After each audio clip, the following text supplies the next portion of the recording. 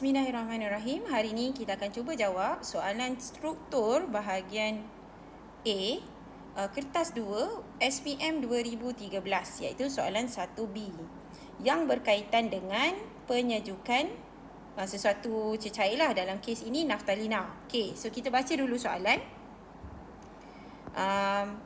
Rajah 1 menunjukkan graf suhu melawan masa apabila cecair naftalina disejukkan. Okey, habit saya bila jumpa perkataan ini, saya akan tulis formula kimia dia. Kenapa ya? Supaya kita senang ingat eventually. Okey, naftalina adalah satu molekul. Okey, so ini adalah lengkung penyejukan lah, betul tak? Sebab cecair naftalina ini disejukkan. Jadi, macam soalan objektif hari tu, apa kita buat? Kita akan label bahagian ini adalah cecair. Sebab dia starting dengan cecair. Lepas disejukkan, cecair akan menjadi pepejal, betul tak? Jadi, Q hingga P ini adalah bahagian pepejal. Nak ingat senang macam ni lah. Okey. So, dan bahagian ini dipanggil apa? Bahagian ini adalah keadaan jirim bagi cecair plus pepejal. Saya punya habit memang macam tu. Semua soalan tu macam kita label dulu apa benda yang kita tahu dah. Alright. Okey, so soalan pertama, berdasarkan rajah. Ini sangat penting. Ayat ni sangat penting. Berdasarkan rajah 1. Jadi kita kena tengok rajah 1 semata-mata. Okey. Nyatakan takat beku bagi naftalina. Okey, takat beku adalah satu suhu, betul tak? So, kalau dia suhu, kita kena tengok dekat mana? Kita kena tengok pada paksi Y. Okey, sebab suhu dekat paksi Y. Okey. Yang mana satu takat beku bagi naftalina? So ingat tak lagi you dah belajar dalam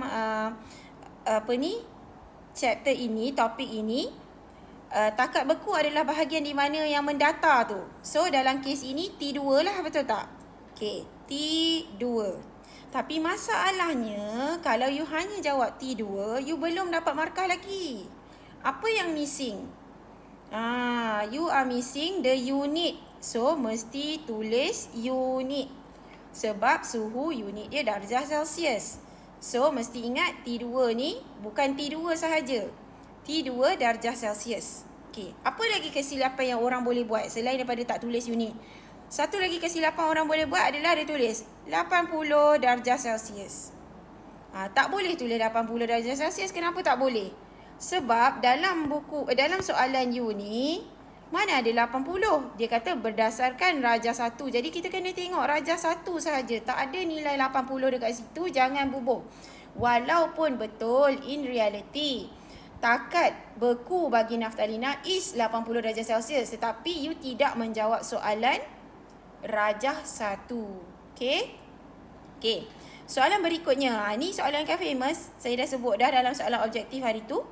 Mengapakah tidak terdapat perubahan suhu dari R ke Q? Okey. So, kenapa tak ada? Ni ada dekat dalam buku teks ni. Dia ada tulis kat sini pada muka surat 28, reference-nya. Tiada penurunan suhu dari F ke G sebab tenaga haba yang dibebaskan ke persekitaran, okey, diimbangi oleh tenaga haba yang terbebas apabila zarah menarik antara satu sama lain membentuk pepejal. Okey, so macam panjang kan? Okey, apakah yang paling minimum yang you boleh tulis? Yang paling minimum yang you boleh tulis adalah tenaga haba yang hilang atau terbebas ke persekitaran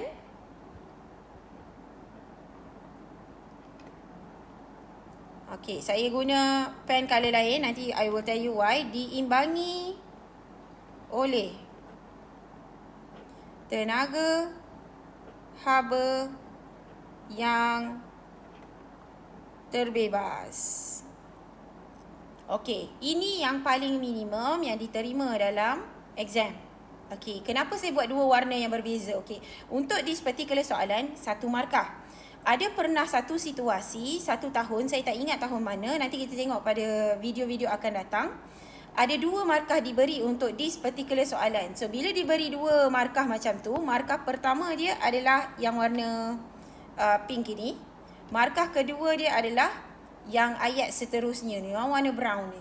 Okay? Tapi dalam kes ini disebabkan dia 1 markah sahaja, maka the whole ayat will get you 1 markah. So, kalau perasan, saya tak tulis apabila zarah menarik antara satu sama lain membentuk pebejal tu kan? Perasan tak?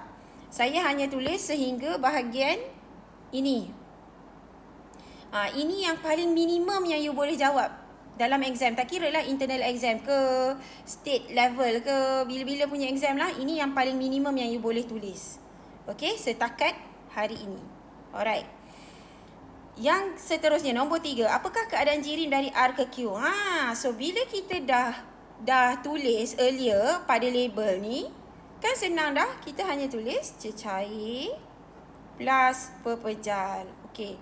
Macam mana cikgu, kalau saya tulis koma boleh tak? Boleh, asalkan ada 2 perkataan ini. Okey, asalkan ada 2 perkataan ni. Cecair. Tapi kalau you tulis cecair atau pepejal, yang ni salah. Dia bukan atau. Dia ada dua-dua keadaan jirim. So, cecair dash pepejal, cecair dan pepejal, cecair koma pepejal, betul. Okey? Macam tu. Kalau saya prefer tulis cecair dan pepejal. Okey. So ini soalan 2013 kertas 2 soalan 1B yang berkisar tentang penyejukan naftalina.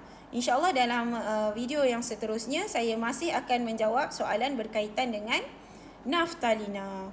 Alright, itu sahaja. Sekian, terima kasih. Bye.